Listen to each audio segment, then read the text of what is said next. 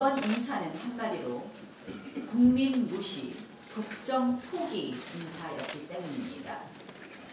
청와대에서 장관 후보자를 검증하고 추천했다고 하는데 청문회를 해보니 범법자 수준의 함량 미달 인사만 내놓은 것으로 확인되었습니다. 국무회의장이 아니라 당장 수사기관에 앉아야 할 후보가 대부분이었던 것 아닌가라고 생각을 하면서 아마 국민들도 이러한 모습을 보면서 답답함을 넘어서 분노를 느꼈을 거라고 생각을 합니다. 적폐행위, 불공정, 부정행위를 일삼으면서 특혜와 특권으로 살아온 후보자들은 청문회장에서 할 수 있는 말은 반성한다, 송구한다 라는 말밖에 없습니다. 한마디로 이번 입이 10개라도 할 말이 없을 3.8 개각 참사다 이렇게 봅니다. 문재인 정부는 더 이상 적폐청산, 정의, 공정이라는 단어를 입 밖으로 꺼내면 안 된다고 생각을 합니다. 부동산 투기, 세금 탈루, 경영법 위반 등 일반 국민들은 평생 하나라도 위반하기 어려운 위법 행위들을 사익을 위해서 수차례 반복하면서 살아온 후보들이었습니다. 조동호 후보 10건, 김현철 후보 7건, 진영 후보 8건, 박영우 후보 6건, 문성혁 후보 6건, 박영선 후보 14건, 최정호 후보 5건 등 굵직한 의혹만 총 56건 정도로 파악하고 있습니다. 청와대의 7대 기준은 이미 선발 기준이 된 듯합니다. 즉각 폐기해 주실 것을 요청합니다.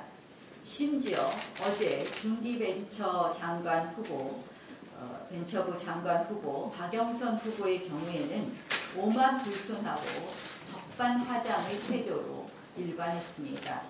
황후 진료 의혹을 제기하는 것에 대해서는 여성 운운하면서 빠져나가기 일쑤였고 평창 패딩을 누가 주었는지 묻는 질문에 대해서는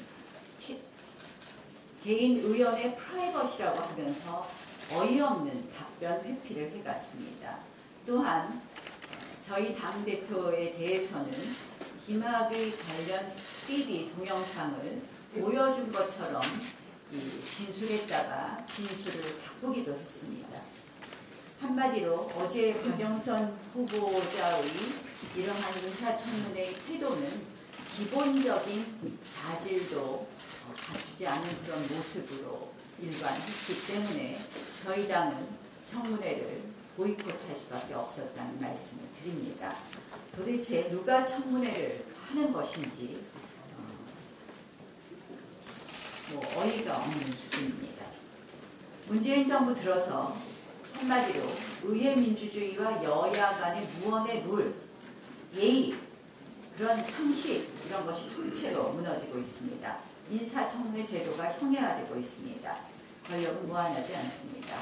결국 부메랑으로 돌아올 것입니다. 후보자들도 문제지만 대표께서도 말씀하셨지만 청와대 인사검증 시스템 이 하루 이틀 문제가 아닙니다. 청와대 인사 라인에 민정수석을 비롯해서 인사 라인에 있는 팀은 하루빨리 교체해야 될 것 같습니다. 이따 10시에 저희가 회의하면서 간사회의를 통해서 자세한 내용을 또 말씀드리도록 하겠습니다. 지난 26일 국민연금이 총수의 사내이사 선임에 반대한 데 이어 어제 27일 한 총수의 사내이사직이 실제로 박탈되었습니다. 특정 총수 일가가 일으킨 무리를 변호할 생각이 없습니다. 죄가 있다면 수사받고 처벌받아야 합니다. 도덕적 문제가 있다면 재판받아 마땅합니다. 하지만 이번 국민연금의 결정과 개입은 심각한 시장 파괴적 행위입니다. 한마디로 국가가 직접 나서서 기업을 통제하고 심한 경우 기업의 경영권도 뺏겠다는 것을 보여주었다고 생각합니다.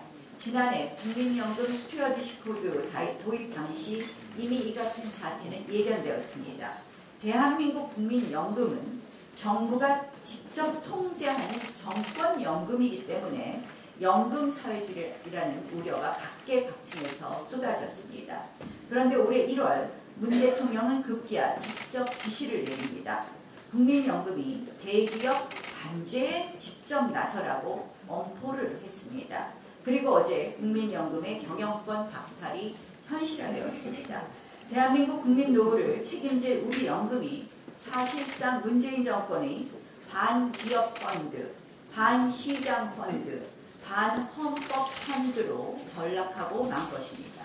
사실 이 모든 계획은 김경수 지사와 함께 불법 댓글 대선 부정선거를 획책한 드루킹의 아이디어이기도 합니다. 국민연금이 적극적 의결권 행사를 핵심으로 보고 있다.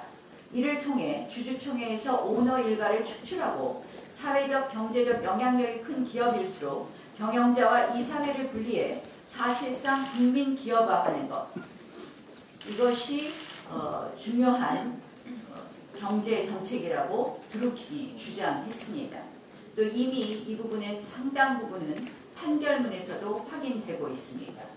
댓글 공작으로 여론을 통제하고 국민연금을 장악해 기업을 통제하자는 드루킹의 계획이 이 정권 하에서 착착 실현되고 있는 것입니다. 이번 국민연금의 기업 경영 개입에 대해 기업의 지배구조를 개선하기 위한 특단의 조치다 이렇게 말하고 있습니다. 그런데 실은 국민연금의 지배구조를 개선하는 것이 먼저입니다. 적립금 639조 원에 육박하는 세계 3대 연기금인 국민연금은 사실상 청와대 정권의 손아귀에 쥐어져 있습니다. 전문가들에 따르면 기금 운영을 담당하는 이사회나 위원회가 정부 소속인 경우는 국민연금이 거의 유일하다고 합니다. 현재 국민연금 기금운영위원회 장은 보건복지부 장관입니다. 연금 운영의 독립성, 전문성을 기대하기 어려운 부분입니다. 특히 이 정권처럼 반기업 정서에 사로잡힌 정권 밑에서는 국민연금의 운명이 상당히 위태롭습니다. 지난해 설립 이후 최초로 최대 손실을 본 것이 결코 우연이 아닐 것입니다. 수익성 증대, 노후 보장에는 관심이 없고 시장 개입, 기업 겁박에 악용하려는 것으로 보이고 있습니다. 총수 일가의 위법은 공정한 수사와 재판으로 단죄해야 합니다. 이번처럼 사회정의 실현을 내걸며 국민 노후 자금으로 기업 경영에 직접 개입하는 것은 대한민국 시장 경제의 근간을 흔드는 것입니다. 기업도 정권 눈치, 국민연금 눈치를 보느라 기업 역량의 상당 부분을 소모해야만 합니다. 기업 활동의 본질은 자율과 창의가 아니라 관치경제, 계획경제가 현실화하는 것 아닌지 걱정입니다. 이번 국민연금의 결정과 개입은 기업의 자율성과 자유시장 질서를 정면으로 훼손하는 것입니다. 국민연금의 독립성과 정치적 관여를 배제하도록 관련법을 개정하겠습니다. 국민연금 의결권 행사를 5% 이내로 제한한 우리 당 김종석 의원 개정안을 토대로 국민연금법 개정을 서두르겠습니다. 문재인 정권에게 다시 한번 말씀드립니다. 더 이상 국민연금을 기업 길들이 수단으로 악용하지 마십시오. 삼성과 네이버 사장을 국민연금이 결국 임명하는 시대가 멀지 않은 것 같아서 걱정이 됩니다. 그 자리에 시민단체가 CEO로 앉는 것 아닌가 하는 우려가 현실화될까 매우 걱정된다는 말씀을 드립니다.